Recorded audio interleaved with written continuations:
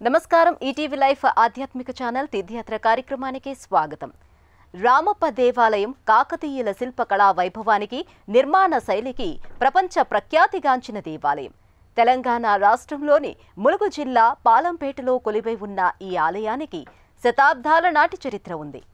అత్యంత సుందరమైన శిల్పకళా వైభవానికి ప్రతీక అయిన ఈ ఆలయాన్ని 1213వ సంవత్సరంలో కాకతీయ ప్రభువైన రేచర్ల రుద్రుడు నిర్మించినట్లు చరిత్ర చెబుతోంది.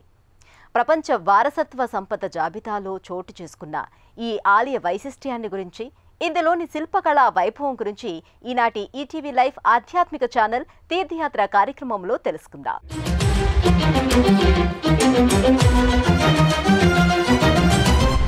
ఓరగల్లుకు అతి సమీపంలో కొలువై ఉన్న రామప్ప ఆలయం ఇక్కడ ప్రధాన ఆలయంలో కొలువై ఉన్న రామలింగేశ్వర స్వామి పేరు మీదుగా కాక ఈ ఆలయాన్ని నిర్మించిన రామప్ప అనే శిల్పి పేరు మీదుగా ప్రసిద్ధి పొందింది.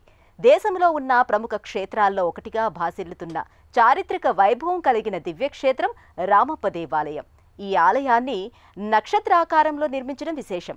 కాకతీయ ప్రభువైన గణపతి దేవుడు వేయించిన శిలాశాసనం ప్రకారం ఈ ఆలయాన్ని రేచర్ల రుద్రుడు నిర్మించినట్లుగా తెలుస్తోంది. నమస్తే అస్తు ధన్వనే బాహుభ్యాముదతే నమః యాత ఇషు శివతమా శివం బభూవతే ధనుః శివాశరం వ్యాజాతవతయానో రుద్రమృడయా యాతే రుద్ర శివా తనూరఘోరా పాపకాశిని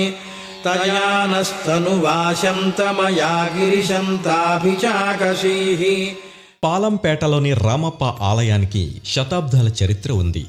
కాకతీయ ప్రభువుల కాలంలో నిర్మితమైన ఈ ఆలయం ఈనాటికి చెక్కు చెదరని శిల్ప సంపదతో అలరాడడం విశేషం.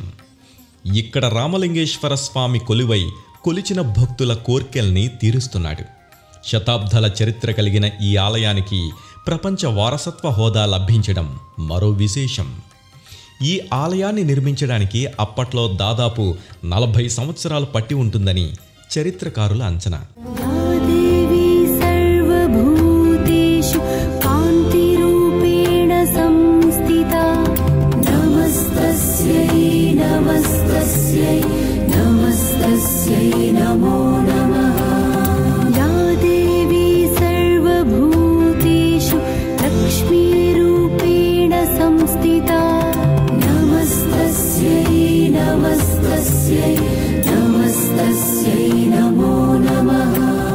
ఇసుక నేలపై ఆలయాన్ని పటిష్టంగా నిర్మించడం, నీటిలో తేలియాడే ఇటుకలతో గర్భాలయాన్ని, విమానాలను నిర్మించడం, ఆలయ నిర్మాణానికి ఉపయోగించిన రాళ్లు ఈనాటికి చెక్కు చెదరకుండా ఉండటం 8 శతాబ్దాల క్రితం నిర్మించిన ఈ ఆలయంలో ప్రధానమైన విశేషాలు.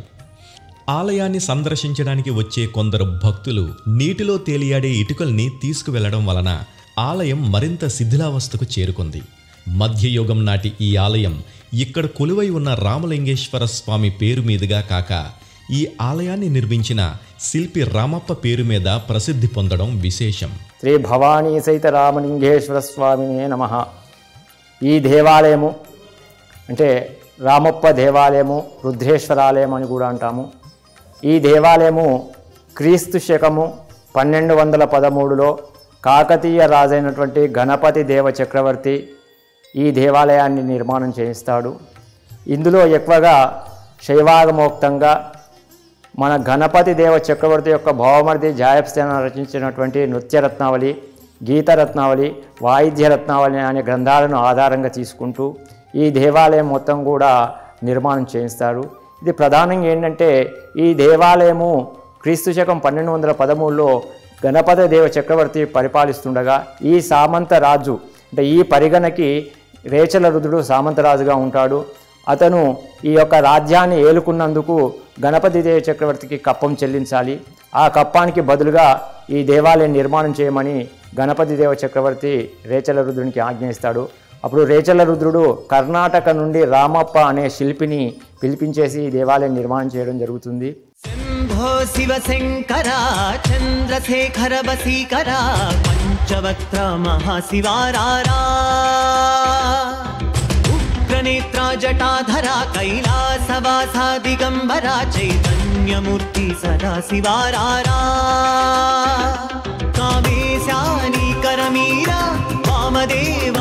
మీరా ఢమ ఢమ ఢమ ఢమ ఢమరుకనాదం తువిచేరా ఆకాశ గంగే ఉప్పొంగాలో కేశని వేదిగిరారా పరమేశ పామరులను కనరారా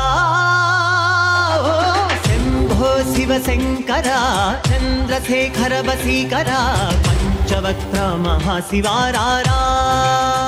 ఈ ఆలయాన్ని దర్శించడానికి వచ్చే భక్తులు ఆలయం ముందున్న పూజా సామగ్రి దుకాణాల నుండి పూజా సామగ్రిని సేకరించి ప్రధాన ఆలయ ప్రాంగణంలోకి అడుగుపెడతారు.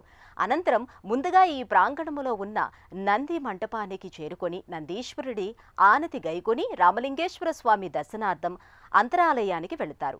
ఇసుక నేలపై నిర్మించిన ఈ ఆలయం ఈనాటికి చెక్కు చెదరకుండా ఉండటం కాకతీయుల నిర్మాణాల వైభవానికి ప్రతీక.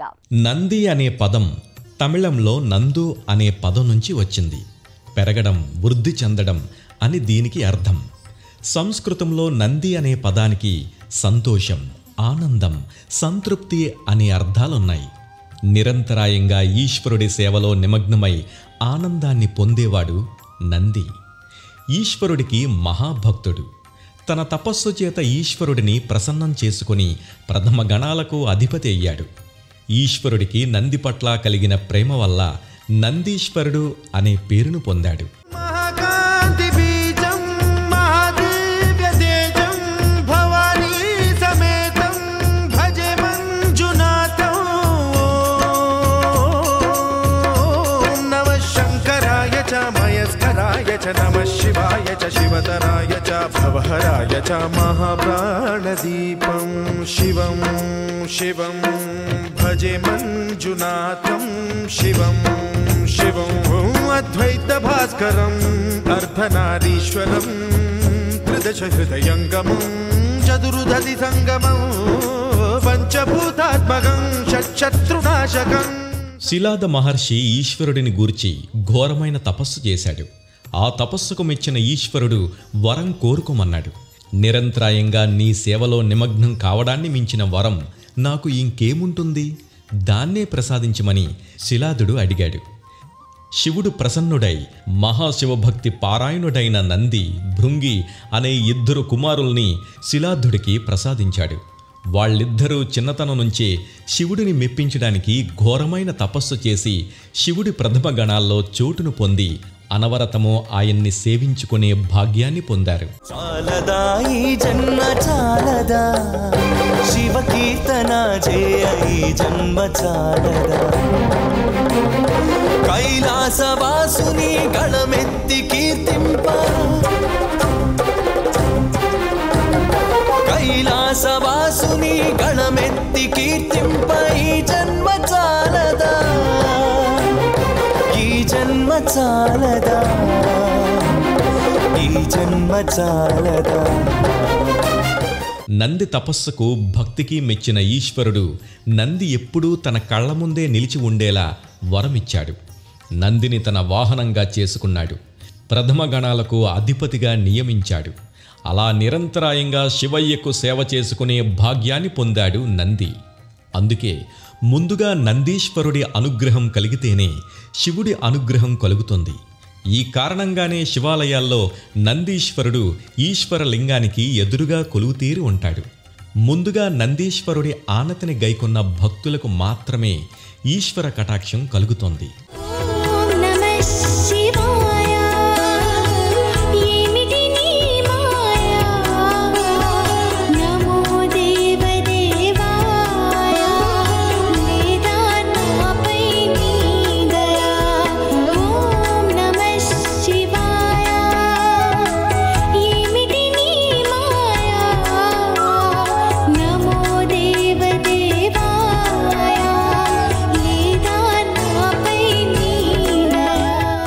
ఈ నంది మండపంలో కొలువు తీరిన నంది విగ్రహం స్వామి ఎప్పుడు ఆదేశిస్తాడా, ఎప్పుడు సేవకు వెళ్లాలా అన్నట్లుగా ఒక కాలును కొంత పైకి లేపి కూర్చున్నట్టుగా ఉంటుంది. భక్తులు ఏ వైపు నుంచి చూసినా సరే ఈ నంది తమను చూస్తున్నట్లుగానే అనుభూతి కలగడం ఈ నంది విగ్రహం ప్రత్యేకత. నందీశ్వరుడి మెడలో ఉన్న గంట, దాన్ని నంది మెడలో కట్టడానికి వాడిన పట్టడం కూడా ఈ శిల్పంలో అత్యంత నైపుణ్యంగా పొందుపరచడం విశేషం. सोमेश्वरा शिव श्री सोमनाथ चौद्रकलाधर नमः शिवाय नमः शिवाय नमः शिवाय हर हर शंकर नमः शिवाय मल्लेश्वरा शिव भ्रमराम्बिकेश श्रीशैलेश्वर नमः शिवाय नमः शिवाय नमः शिवाय हर हर शंकर नमः शिवाय नमः शिवाय नमः शिवाय हर हर शंकर नमः शिवाय नमः शिवाय नमः शिवाय हर हर शंकर नमः शिवाय రసరమ్యమైన శిల్పకళా వైభవానికి నిర్మాణ చాతుర్యానికి నెలవై నిలిచిన ఈ ఆలయం సౌందర్యాన్ని వర్ణించడానికి మాటలు చాలవు. ఈ ఆలయం కాకతీయుల శిల్పకళా వైభవానికి ప్రాభవానికి చిహ్నంగా నిలిచిన సుప్రసిద్ధమైన ఆలయంగా చరిత్రకెక్కింది. మల్లంపేటలో ఉన్న రామప్ప ఆలయం ప్రధాన ద్వారం ఆలయం తూర్పు ముఖంగా ఉంటుంది. ఎత్తైన వేదికపై గర్భాలయాన్ని నిర్మించారు. గర్భాలయానికి ముందున్న ప్రవేశ మండపానికి 3 వైపులా ప్రవేశ ద్వారాలుంటాయి. మహామండపం మధ్యలో ఉన్న రాతి స్తంభాలపై దూలాలపై రామాయణ పురాణ ఇతిహాస గాథలతో కూడిన శిల్పకళా వైభవం చూపురులకు అచ్చెరువు గొలుపుతోంది. మృదంగాది వాద్యాల రూపురేఖలు ఈ శిల్పకళా రీతిలో స్పష్టంగా కనిపిస్తాయి. రామప్ప దేవాలయాన్ని క్రీస్తు 1213లో రేచెల్ల రుద్రయ్య గారు నిర్మించారు. అతను కాకతీయుల సర్వసైన్యాధ్యక్షుడు ప్లస్ ఈ ప్రాంతానికి సామంతరాజు కూడా. ఈ రేచెల్ల రుద్రయ్య గారు ఒక యుద్ధంలో గెలిచిన దానికి గుర్తింపుగా మనకి ఇక్కడ ఈ గుడిని చెరువును నిర్మించారు. ఇది మొత్తం 40 years కట్టారు. 1173 నుంచి 1213 వరకు కట్టారు. మనకి ఇక్కడ శిల్పాలను చేసిన శిల్పి రామప్ప, అతని పేరుపై మన రామప్ప టెంపుల్ అని అంటున్నాం. దాదాపుగా శిల్పి పేరు మీద పిలబడే ఏకైక కట్టడం మనకి రామప్ప టెంపుల్ అని చెప్పుకోవచ్చును. ఎక్కడ కానీ దేవుడి పేరు మీద గానో రాజు పేరు మీద గానో ఊరి పేరు మీద గానో పిలబడుతుంది. మనకి శిల్పి పేరు మీద పిలబడే ఏకైక కట్టడం రామప్ప టెంపుల్ ఉంది. ूलं तुरीयं गिराज्ञानगोतीतमीशं गिरीशं करालं महाकालकालं कृपालुं गुणागार संसारपारं नतोऽहम्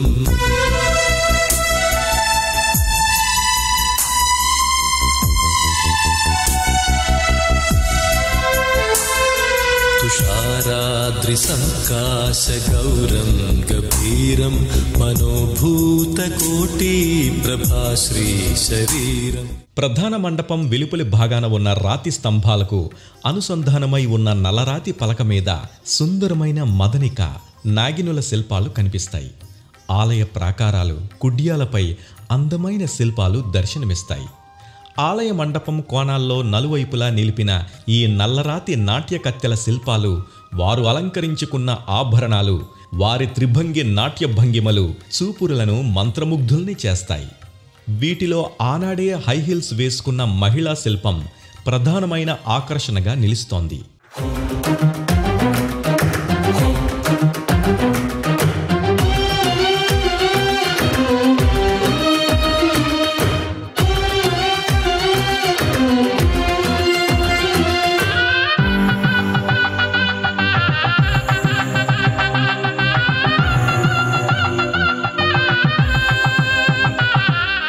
కాకతీయుల సామంతరాజైన జాయప సేనాని భరతముని సంస్కృతంలో రచించిన నాట్యశాస్త్రాన్ని తెలుగులోకి అనువదించాడని చెబుతారు. ఆయన రాసిన గ్రంథంలో ఉదహరించిన భంగిమల్లోనే ఈ శిల్పరాజాలు ఉంటాయని చెబుతారు. ఆలయం లోపలి భాగంలో ఉన్న శిథిలమైన అనేక మండపాలు ఆనాటి శిల్పకళా వైభవానికి ప్రతీకలుగా నిలుస్తున్నాయి. రామప్ప ఆలయ నిర్మాణంలోని చిత్ర కౌశలం, శిల్పకళా నైపుణ్యాల గురించి వర్ణించడానికి మాటలు చాలవు. ఆలయంలో స్తంభాలపై కుడ్యాలపై పైకప్పుకు ఉన్న శిల్పరాజాలు నాట్యశాస్త్రం మూర్తీభవించినట్టుగా కనిపిస్తాయి. కాకతీయ ప్రభువులు, కళా కోవిదులు, కళా పోషకులు, వారి కాలంలోనే తిక్కన సోమయాజి ఆంధ్ర మహాభారతాన్ని రచించాడు. రెండవ ప్రతాపరుద్రుడి కాలంలో విశ్వనాథుడనే కవి ప్రతాపరుద్ర యశోభూషణం అనే పేరిట అలంకార శాస్త్రాన్ని రచించాడు.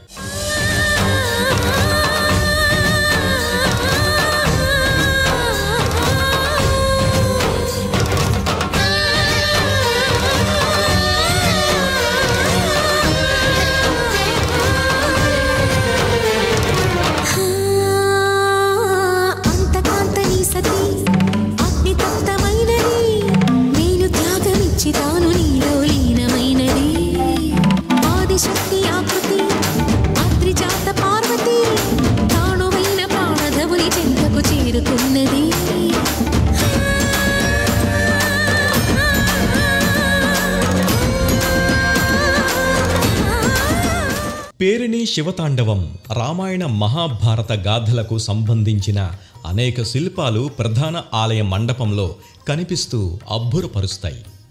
ప్రధాన మండపంలో ఉన్న గాలిలో వేలాడే స్తంభాలు ఈ ఆలయ నిర్మాణ చాతుర్యానికి ప్రతీకలుగా నిలుస్తున్నాయి. సన్నటి దారాన్ని ఈ స్తంభాల కింద నుండి ఒకవైపు నుండి మరొక వైపుకు జొప్పించిన భక్తులు ఈ నిర్మాణ చాతుర్యాన్ని చూసి ఆశ్చర్యచకితులవుతారు. ప్రధాన మండపంలో ఉన్న స్తంభాలన్నిటి మీద రసరమ్యమైన శిల్పరాజాలు కొలువుతీరి ఉంటాయి.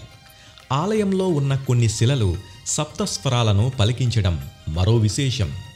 ఈ ఆలయ కుడ్యాలు స్తంభాలపై ఉన్న శిల్పాలను ఆధారం చేసుకుని ప్రముఖ నాట్యాచారులైన నటరాజ రామకృష్ణ అంతరించిపోతున్న పేరిణి శివతాండవం అనే నాట్య ప్రక్రియకు మళ్ళీ ప్రాణం పోశారు.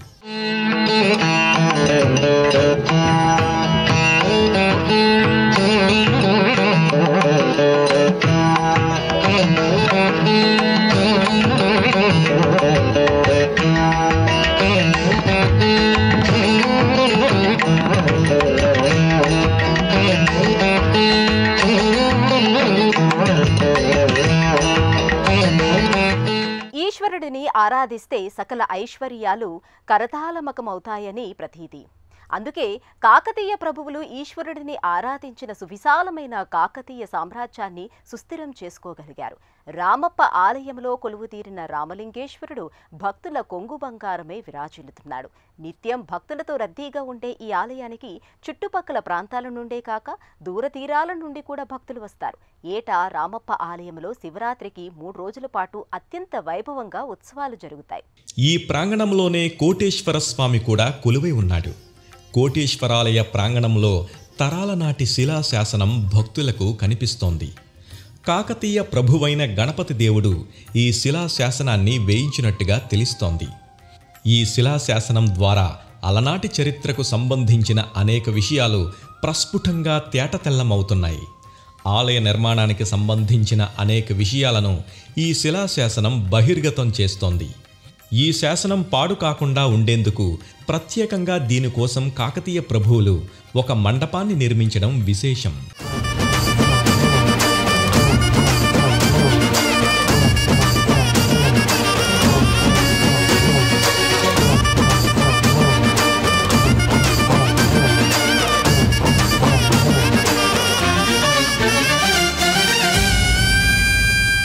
ప్రధాన ఆలయ ప్రాకారం దెబ్బతినడం వల్ల పడమర వైపున ఉన్న చిన్న ద్వారం ద్వారానే గర్భాలయంలోకి వెళ్ళడానికి దారి కల్పించారు. ఈ ఆలయం ఎన్నో యుద్ధాలను, విదేశీయుల దాడులను, ప్రకృతి వైపరీత్యాలను తట్టుకొని నిలబడడం విశేషం. 17వ శతాబ్దంలో వచ్చిన అతిపెద్ద భూకంపాన్ని కూడా తట్టుకొని ఈ ఆలయం నిలబడిందని చరిత్ర చెబుతోంది. ఈ ఆలయ నిర్మాణ కౌశలాన్ని ఆధునిక పరిభాషలో శాండ్ బాక్స్ టెక్నిక్ అంటారు. 1310వ సంవత్సరంలో అల్లావుద్దీన్ ఖిల్జీ సేనాని అయిన మాలిక్ కపూర్ దక్షిణ భారతదేశంపై చేసిన దండయాత్రల్లో ఈ గుడిని కొంచెం ధ్వంసం చేయడానికి ప్రయత్నించాడని చరిత్రకారులు చెబుతారు. ఆధునిక కాలంలో గుప్త నిధుల కోసం అనేక మంది ఈ ఆలయాన్ని తవ్వి ధ్వంసం చేసిన దాఖలాలు కొల్లలు.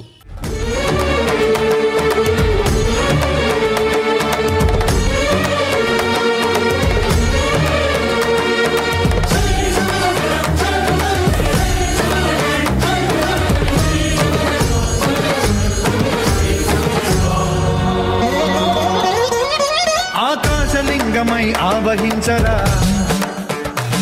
ఢమ ఢమ ఢ సమమని డమరుక ధ్వని సలిపి చడతని బదిలించరా శ్రీవాయులింగమై సంచరించరా అణువణువున తన తనువున నిలిచి చలనమే కలిగించరా. ఈ ఆలయానికి అతి సమీపంలో రామప్ప చెరువు ఉంది. సువిశాలమైన ఈ చెరువు కూడా కాకతీయ రాజులు ప్రత్యేకంగా నిర్మించారని చరిత్ర చెబుతోంది. పంట పొలాలకు నీటిని అందించేందుకు మంచినీటి సౌకర్యం కోసం నాడు కాకతీయ ప్రభువులు ఈ చెరువును నిర్మించారని ప్రతీతి. ఇప్పటికీ ఈ చెరువు వేలాది ఎకరాల వ్యవసాయానికి ఆధారంగా ఉండటం విశేషం. రామప్ప చెరువుకు చేరువలో మరో శివాలయం కూడా ఉంది. ఇది ప్రస్తుతం దాదాపు శిథిలావస్థలో ఉంది. ఆలయ దర్శన వేళలో ఉదయం 6 గంటల నుండి సాయంత్రం 6 గంటల వరకు నిత్యం ఈ ఆలయం తెరిచి ఉంటుంది. శివరాత్రి 3 రోజుల పాటు జరిగే ప్రత్యేక ఉత్సవాల సందర్భంగా ఈ 3 రోజులు 24 గంటల పాటు ఆలయం తెరిచి ఉంటుంది. ప్రయాణ సౌకర్యాలు వరంగల్ పట్టణానికి దాదాపు 70 కిలోమీటర్ల దూరంలో ఈ ఆలయం ఉంది. తెలంగాణ రాజధాని హైదరాబాద్ నుండి వరంగల్ నగరానికి బస్సు, రైలు ప్రయాణ సౌకర్యాలున్నాయి.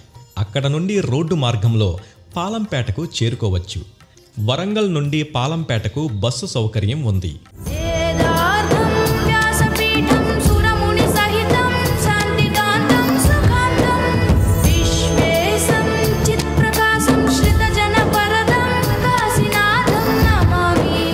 శతాబ్దాల చరిత్ర కలిగిన ఈ రామప్ప ఆలయం అత్యంత అరుదైన చారిత్రక వారసత్వ సంపదగా అంతర్జాతీయ స్థాయిలో గుర్తింపును పొందింది. అలనాటి కాకతీయ ప్రభువుల నిర్మాణ చాతుర్యానికి, శిల్పకళా వైభవానికి ప్రతీకగా ఈనాటికి ఓరుగల్లుగడ్డపై విరాజిల్లుతోంది. ఈ ఆలయాన్ని నిర్మించిన శిల్పి రామప్ప పేరు మీదుగానే రామలింగేశ్వరుడు కొలువైన ఈ దివ్యధామం చరిత్రలో నిలిచిపోయిందంటే ఆ శిల్పి పనితనం ఎలాంటిదో ఇట్టే గ్రహించవచ్చు. తరాల నాటి ఈ చారిత్రక ఆధ్యాత్మిక వైభవం కలిగిన ఆలయాన్ని పరిరక్షించేందుకు ప్రభుత్వం అన్ని ఏర్పాట్లు చేసింది. ముందు తరాలకు మన ఆలయ నిర్మాణ వైభవం గురించి తెలియాలంటే ఈ జాగ్రత్తలు తప్పనిసరి. ఇవి ములుగు జిల్లా పాలంపేటలో కొలువై ఉన్న రామప్ప ఆలయం విశేషాలు. మళ్ళీ ఈటీవీ లైఫ్ ఆధ్యాత్మిక ఛానల్ తీర్థయాత్ర కార్యక్రమంలో వచ్చే ఎపిసోడ్లో మరో ఆలయ విశిష్టత గురించి తెలుసుకుందాం. అంతవరకు సెలవు. నమస్కారం. శంభో శివ శంకర చంద్రశేఖర వసీకర పంచవక్త్ర మహాశివారారా ఉగ్రనేత్ర జటాధర కైలాసవాసా దిగంబర చైతన్యమూర్తి సదా శివారారా.